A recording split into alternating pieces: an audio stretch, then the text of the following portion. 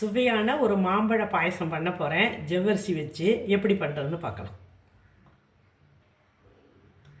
பாருங்க, ஜவ்வரிசி, சுகர், மாம்பழத்தை நல்லா பழுத்த மாம்பழமாக இருக்கணும். உள்ள சதப்பை தோண்டி மிக்சியில் அப்படி அடித்து வச்சுருக்கேன்.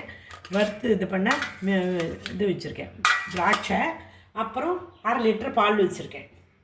இந்த பாருங்கள், 1/2 லிட்டர் பால் வச்சுருக்கேன். இந்த பாலில் தான் ஜவ்வரிசியை நல்லா வேக வைக்கணும். முதல்ல ஜவ்வரிசியை கொஞ்சம் வறுத்துக்கணும்.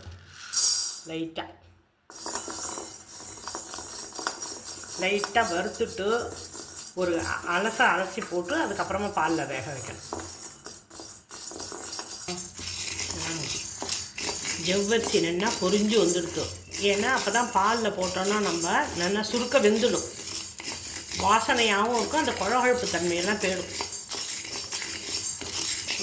இந்த பாருங்க, நல்லா பொரிஞ்சு வந்துட்டோம். செவக்கெல்லாம் விடாது, இந்த மாதிரி தான் இருக்கணும். அப்பைக்கு இப்போ பால்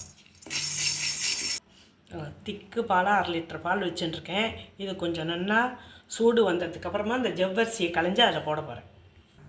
பால் காஞ்சி எடுத்து இந்த பாருங்கள், ஜவ்வரிசியை நல்லா களைஞ்சி வச்சுருக்கேன். எதுக்குன்னா இந்த குழகுழப்பு தன்மையெல்லாம் போகிறதுக்காக. இதை இதில் மிக்ஸ் பண்ண போகிறேன். இதை நல்லா வெந்ததுக்கப்புறமா வறுத்து நல்லா அலம்பின ஜவ்வரிசியை இந்த பாலில் மிக்ஸ் பண்ணிட்டேன்.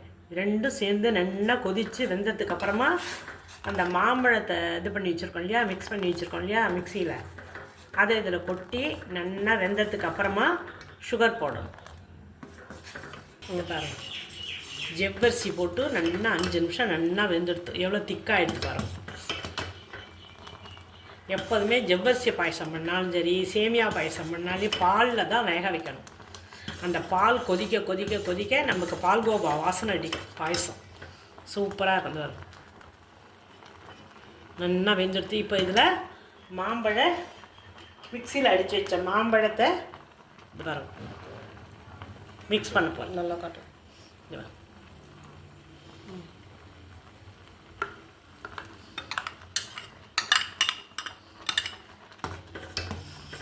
இது என்ன ஒரு 5 நிமிஷம் இதுவும் சேர்ந்து கொதிச்சதுக்கப்புறமா சுகர் ஆட் பண்ண போகிறேன்.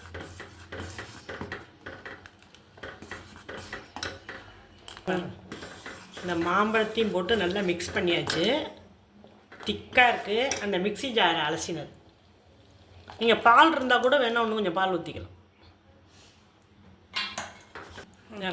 மாம்பழம், ஜவ்வரிசி, மில்க்கு எல்லாம் நல்லா 10 நிமிஷம் நல்லா வெந்துடுத்து. எவ்வளோ சூப்பராக இருக்குது பாருங்கள். இப்போ இதில் சுகர் ஆட் பண்ண போகிறேன். 1 கப்பு சுகர் போட்டால் போகிறோம். ஏன்னா மாம்பழம் போடுறதுண்டு சுகர் கொஞ்சமாக போட்டால் போகிறோம்.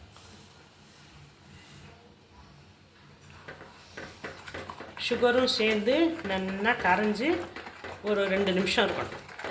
அதுக்கப்புறமா முந்திரி பருப்பு, திராட்சை இதெல்லாம் வறுத்து கொட்டி ஏலக்காய் பொடி போடணும். இப்போ கொஞ்சம் பாருங்கள், இலகலாம் வந்துடுத்து பாருங்கள். எல்லாம் சேர்ந்து சூப்பராக கொதிச்சு எடுத்தோம். இப்போ இதில் ஏலப்பொடி போட போகிறேன்.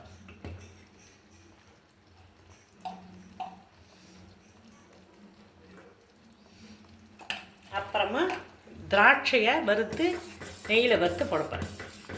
மாம்பழ பாயசம், ஜவ்வரிசி மாம்பழ பாயசம் ரெடி ஆகிடுத்து. அருமையாக இருக்கும். ஏதாவது பண்டிகைன்னா பண்ணுங்க. ஏதாவது ஒரு வெள்ளிக்கிழமை அம்பாளுக்கு நைவேத்தியம் பண்ணலாம். இதெல்லாம் மாம்பழம் கிடைக்கும் போது தான் பண்ணலாம். 2 முட்டை நெய் ஊற்றிட்டுருக்கேன். நெய் நல்லா காஞ்சிடுத்து. திராட்சை நல்லா ஒப்பின்னு வந்தால் என்னடா முந்திரி பருப்பு இல்லை என்கிட்ட, அதனால் திராட்சை ஒண்டியும் போட போகிறேன். இனிமேல் தான் ஆடி பிறந்ததெல்லாம் வாங்கணும். ஆடி மாதத்துக்கு பாருங்க, நல்லா இப்படி ஒப்பின்னு வரணும் திராட்சை. இதுதான் பதம். இதுக்கு மேலே இருந்தால் தீஞ்சு போயிடும். சூப்பரான ஜவ்வரிசி பாயசம் ரெடி ஆகிடுது. மாம்பழம் ப்ளஸ் ஜவ்வரிசி மில்க் ரொம்ப நல்லாயிருக்கும், டேஸ்ட்டாக இருக்கும். நீங்கள் பண்ணி பாருங்க. பிடிச்சிருந்தால் லைக் பண்ணுங்க, ஷேர் பண்ணுங்க, மறக்காமல் சப்ஸ்கிரைப் பண்ணுங்க.